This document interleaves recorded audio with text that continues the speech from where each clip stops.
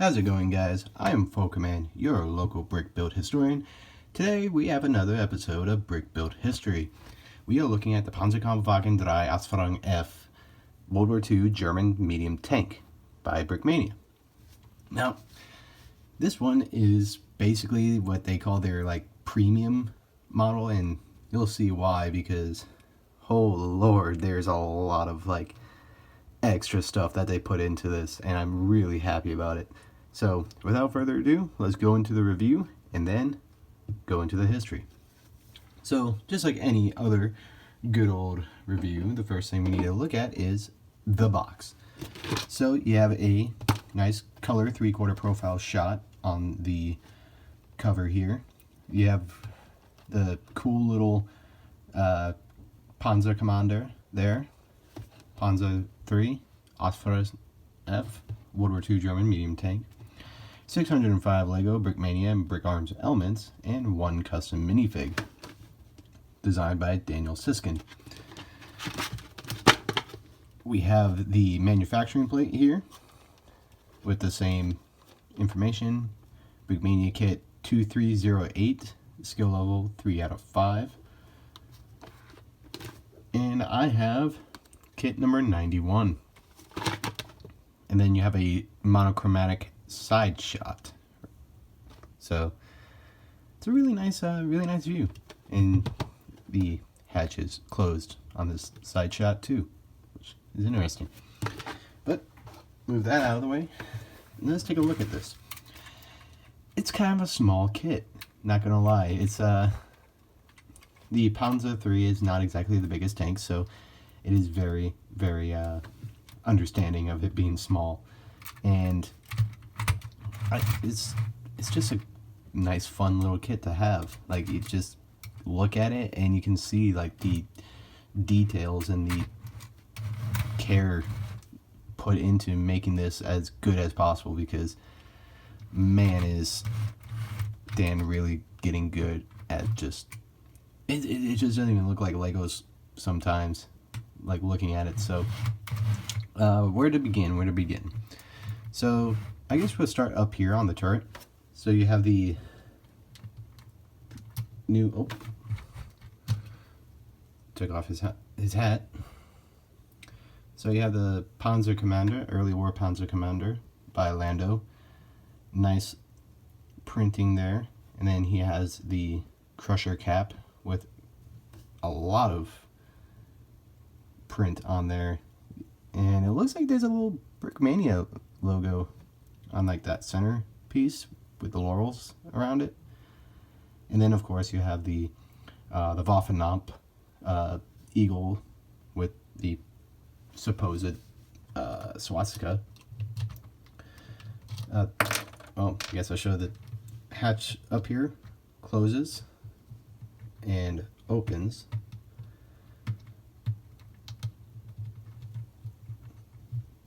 As Lando is very adamant on the sit reps that they're opening and closing hatches. The hatches on the side here don't open, but that's the limitations of scale, and to make the turret more realistic looking than functioning. So it's allowable. You can only do so much. You have prints on the side here for the turret numbers. So this is 213. I don't think this is any particular Panzer Commander or anyone in charge. And then on the back of the it's basically a bin, a little bin that they have on the back, has the printing as well. You also have the grates here where the engine compartment is printed on there. You have the Balkenkreuz sticker, and then all these road wheels are printed. They're black 2x2 round tiles, and then they just print this gray centerpiece.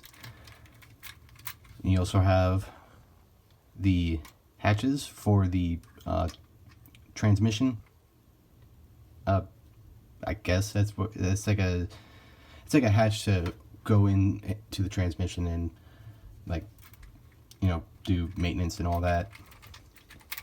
Then you have a final Balkenkreuz print on this slope piece. So they went really extra with this, and I really like it. Some of the other things, you have the gun that moves up and down. I think this is supposed to be the 37 millimeter. You have, oh yeah, I forgot the print of the vision port here for the driver. They even included this bullion piece for the escape hatch, which would eventually be omitted from later designs. You have your extra road wheel here. You have this exhaust going down here.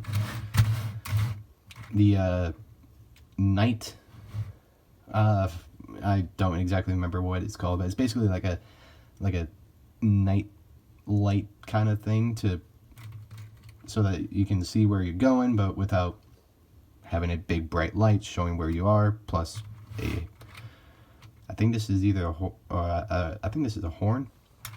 And you have printed the typical German headlights up here, extra track links. Then of course the typical German radio antenna, and if you turn the turret, the antenna automatically goes down, doesn't come back up, but whether it's with the front or the back, the radio antenna moves out of the way, and you got your little MG34. So it's a nice little kit. It's fun, enjoyable. Given a rough surface, it moves pretty well with the tracks. Smooth surfaces like this, it's kind of doesn't like it, but that's with basically every one of their tanks. So from there, let's go into the history. So the Panzerkampfwagen III, or the Sonderkraftfahrzeug 141, Special Purpose Vehicle 141, as its official ordnance designation. It starts in around the late 1930s, or mid to late 1930s. So at this point, the Germans had their Panzer Is and the Panzer IIs, which were full-blown intent to be training and basically a understanding of tanks. So actually,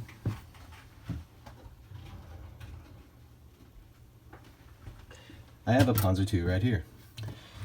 So the Panzer II, which I'll do a video on later, was supposed to be for training purposes only. Unfortunately, as I'll get into, this actually did have to go into battle. But the Panzer II was supposed to be for training. The Panzer III is supposed to be the anti-tank, or basically the tank killer version of the new generation of tanks. The tank it is supposed to be with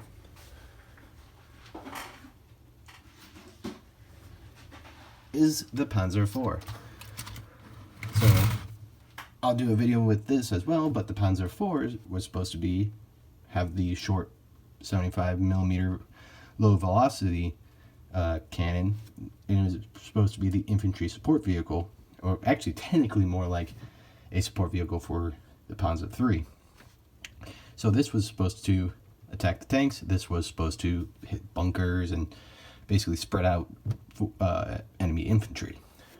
So the Panzer III and the Panzer IV were supposed to come out together, and they were supposed to basically complement each other. So what happened?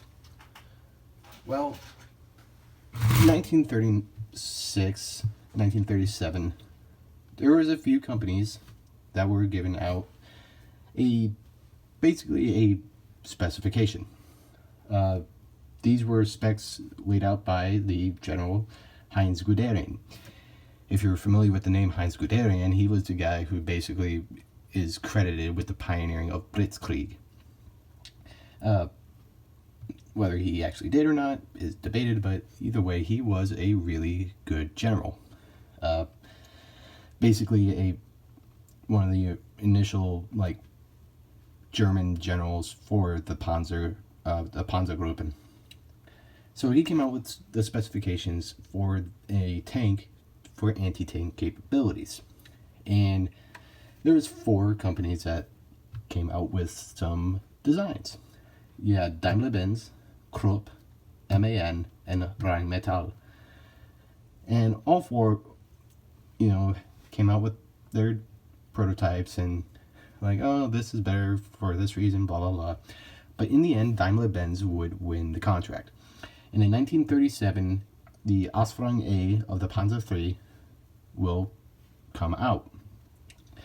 Now, this was kind of still a prototype version of it, and it wasn't really until the Ausf F, which is what we got here, that the Panzer III would have full mass production, which doesn't happen until 1939.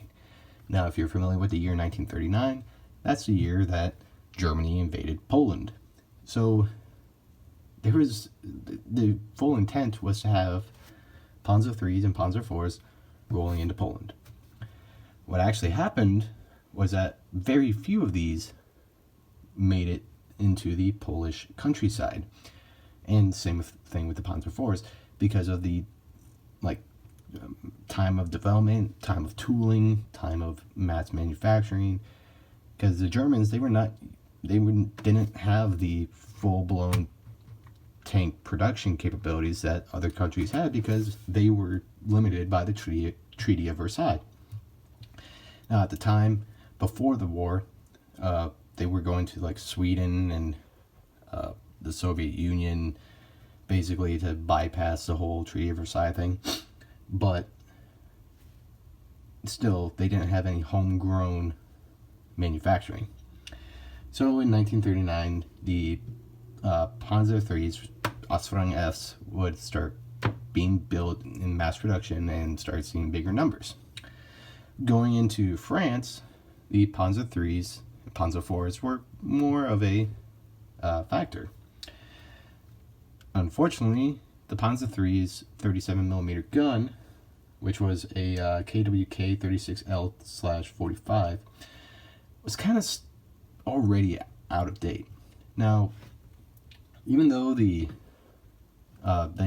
originally came out with the 37mm gun that was through the Ausf A through G, they actually originally wanted a 50mm gun. So, kind of with that, the whole wanting a 50mm gun in the beginning made it really easy for conversion into a 50mm. They had the turret ring big enough for a 50, and they made the turret big enough for a 50mm, so that whenever they installed the 50mm KWK 38L/42 and upgraded Ausf Fs and beyond, it was able to comfortably hold it. The whole reason they went from a 50mm to a 37mm in the beginning was because they were using the Army was using 37mm packs.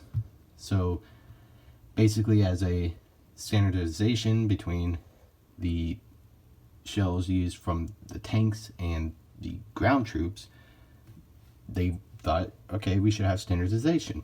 We should make it so that they're equal, so that logistics are easier and all that. But then the 37mm turned out to be a very wimpy shell for the future of armored warfare. And nothing really exemplified that more than going against the French tanks.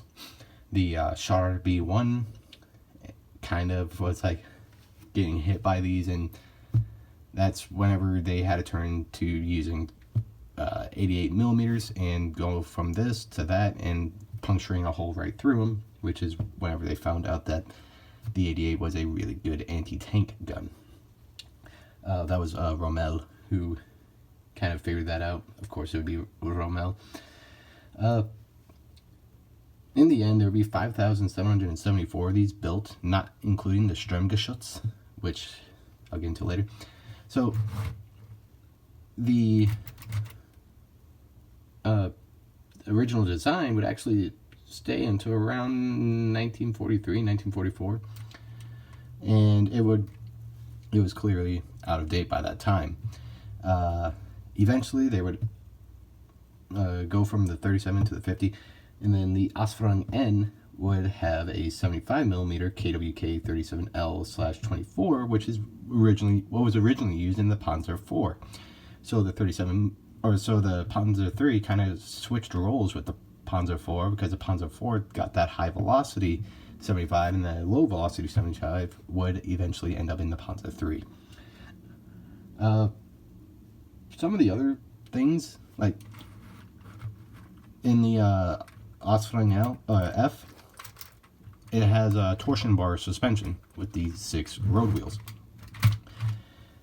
Before that, the original Ausf A through D had a leaf spring suspension, kind of like what the Panzer II has. They eventually would go to torsion bar, and this would actually be this and the KV series, the KV1 and the KV2, same chassis, different turret. Hopefully one day I can get one of those. Would be the first mass production tanks to include torsion bar.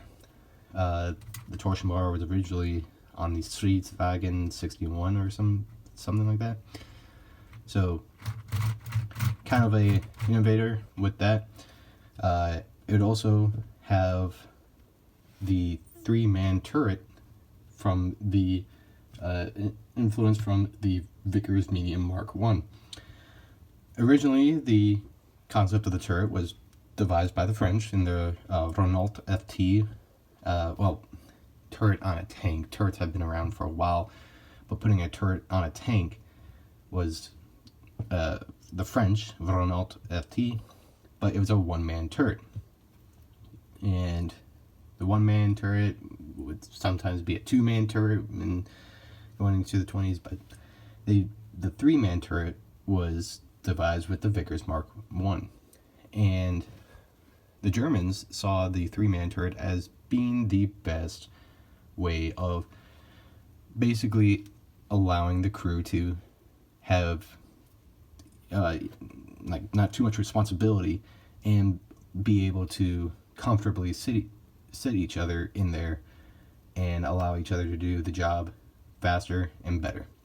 So instead of having one guy in the turret and he has to spot the people, command the tank, load the gun, fire the gun, clear the gun, load it again, try to find someone, aim,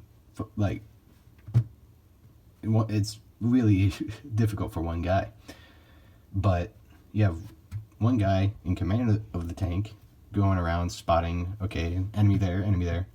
You have one guy who's in charge of turning the turret, aiming the gun, and firing. And then you have another guy who just loads the gun, and usually is also in charge of loading the coax. The Germans also used a driver and gunner position. The gunner would also be the radioman. Some other countries would do different things. And then the earlier models, like this Ausf F, had these vision ports on this side. Eventually, they would get rid of these, especially whenever the Schützen would come out, and, well, basically they're useless whenever you have Schützen. Same thing with the hatches here on the side. Those would be gone whenever, especially with the Schützen.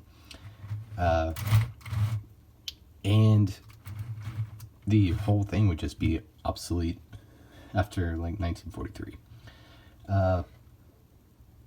Whenever they went into the Soviet Union and found that they didn't just have BT-5s and BT-7s like they thought, and they had the KV-1s, the KV-2s, and the T-34s, the 37mm and even the 50mm was not good enough to be valuable anymore.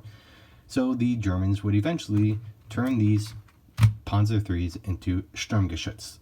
or the StuG, and they would make a whole lot more StuGs, probably like twice as many StuGs compared to Panzer IIIs, and I don't think they ever really like took a Panzer III and like just lifted up the fighting compartment and the turret and put a casemate on it. I don't think they really did that. I think they just made StuGs from the ground up with the Panzer III chassis, but that's probably the biggest contribution the Panzer III had, was being the basis for the StuG III, which is probably one of the greatest German pieces of armor they've had, even though it was not even controlled by the Panzerwaffe. It was controlled by the actual German army, the artillery. So it's pretty interesting.